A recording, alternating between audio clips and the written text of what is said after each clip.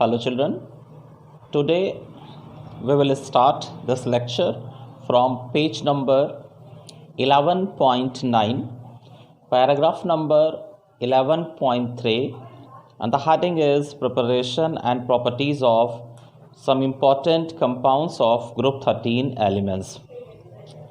So according to reduced syllabus this time, you are having orthoboric acid or boric acid in your syllabus.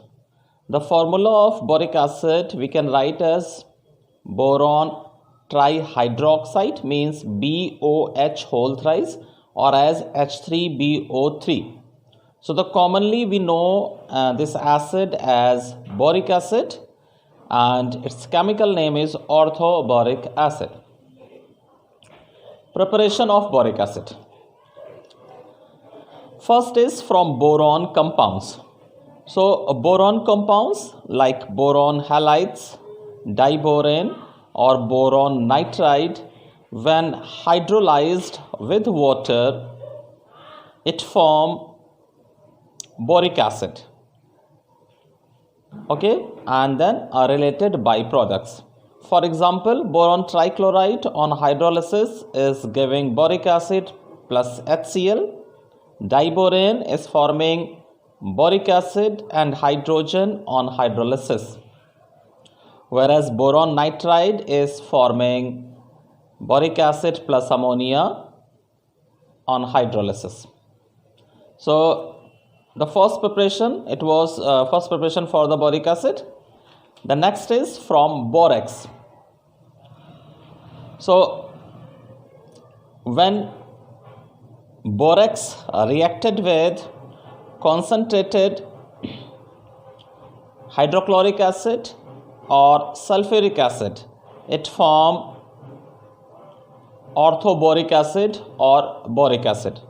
So aqueous solution of borax with concentrated sulfuric acid is forming boric acid plus sodium sulfate. The next preparation is from the mineral colemanite.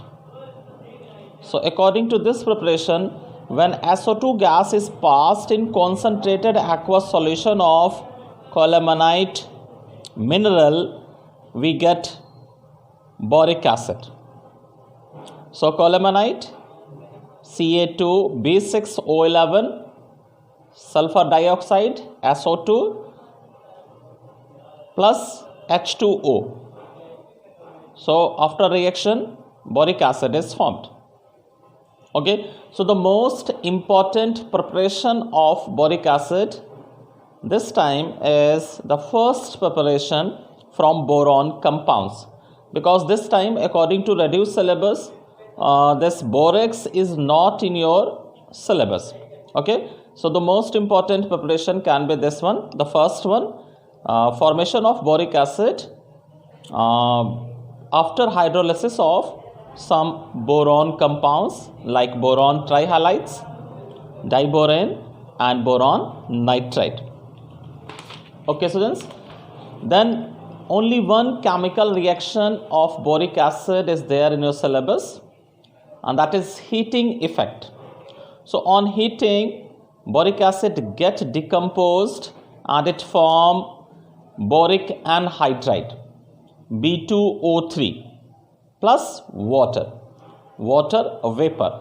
Okay, so boric acid when heated up to red hot temperature, it converted in the form of boric anhydride B2O3 plus water vapor. So just one chemical property, heating effect, is there in your syllabus for this session. Okay, the next for preparation, our topic is alums. So first thing, what are the alums? So alums are the type of double salts.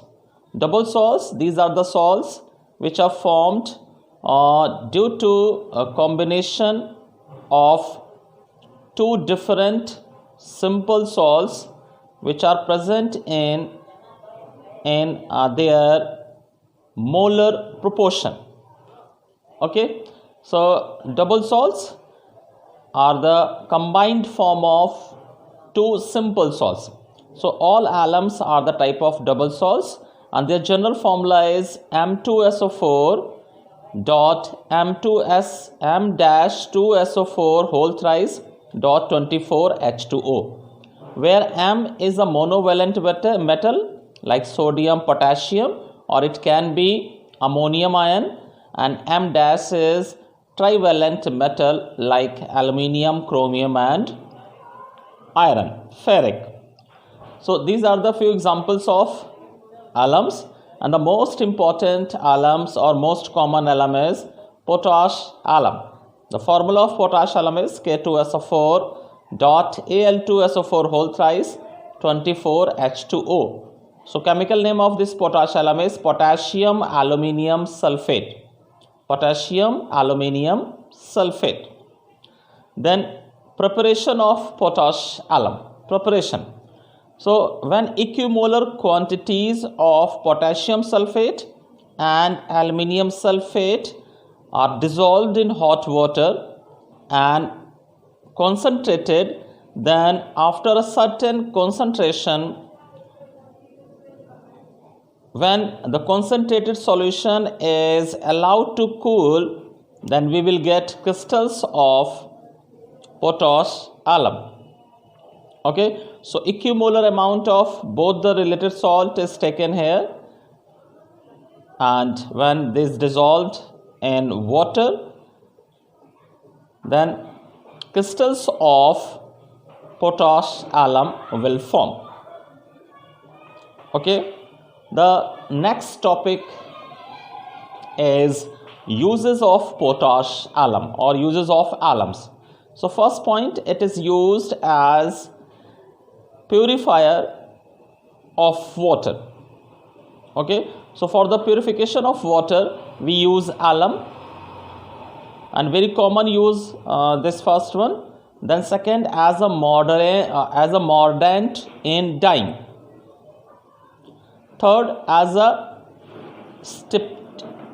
styptic to arrest bleeding. Then fourth, for tanning of leather, and the fifth for sizing of paper. So most common uses of alum, the first one in purification of water, and the third to stop bleeding or to arrest bleeding. Second, as a mordant in dyeing. Okay, so these are the compounds this time in your syllabus from group number 13. So you have to go through with these points only, which we have discussed today from group number 13. Okay, so just thank you.